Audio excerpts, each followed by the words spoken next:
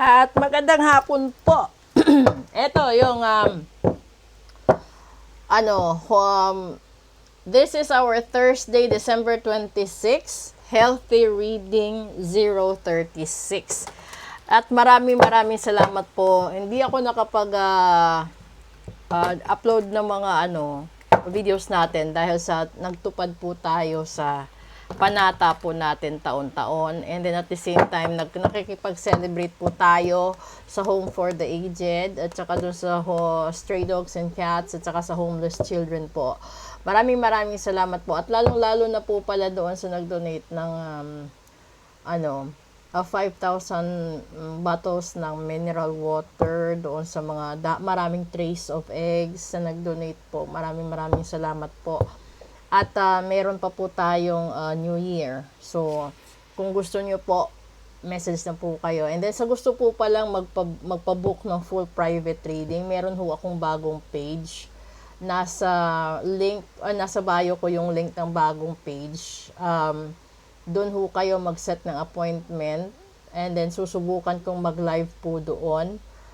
At please follow, like, and share na rin po. At pa-support na rin po. Kukuha ako dito ng 3. No?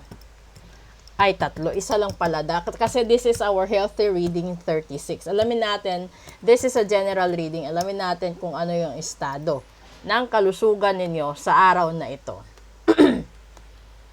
Ay! Earth sign. So, yung kalusugan ninyo, ba't ako natawa? Kasi pera eh.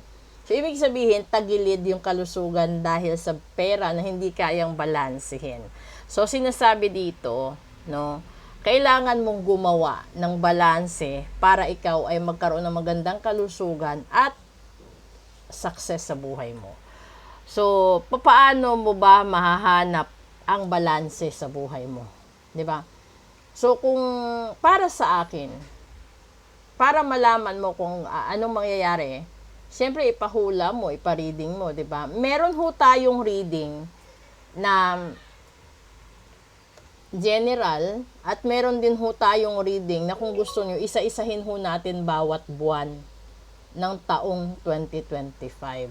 So, kung gusto nyo ganun, mas maganda, mag-prepare kayo ng pen and paper para mailista ninyo kung ano yung mga events na mangyayari sa January, February, so on and so forth hanggang December 2025. At least may basis ho kayo. At meron kayong, alam nyo yung timeline na malalaman nyo kung magkano papasok na pera, anong mangyayari sa relasyon, anong mangyayari sa lahat-lahat. Ganun ho.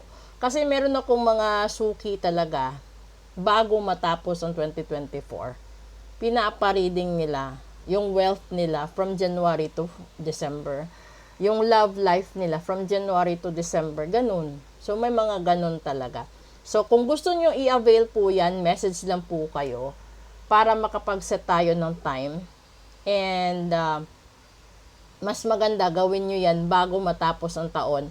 Dahil January 2 of 2025, papasok na po tayo sa first Friday ng taon. Kung naaalala ninyo at napapanood ninyo, nagbukas na ho ng 5 pintuan or sacred doors or portal yung Santo Papa. Ito ho yun sa ito po yun sa Katoliko. And yung 5, sa 4 doon, sa 5 doon, 4 yung safe, isa yung hindi.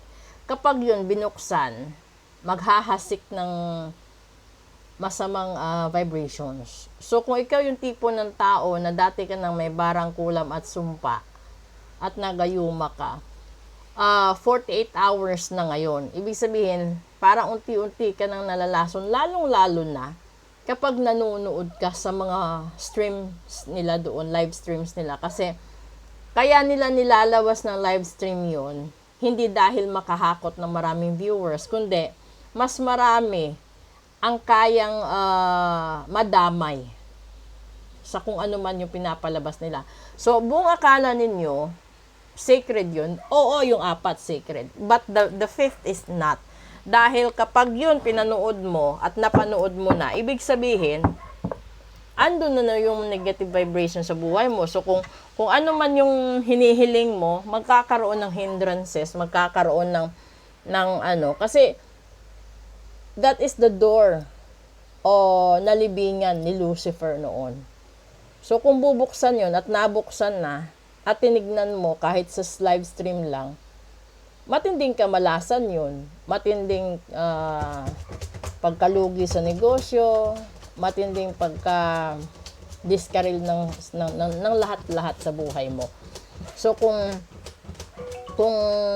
ayaw mo na mangyari yun, or napanood mo na yun, pero ayaw mong madamay sa kamalasan, sa kamatayan, at kung ano-ano pa, gawin mo na habang maaga pa na magpa-reading ka at ritual ka. It's a removal of negative vibration kung gusto niyo pong gawin.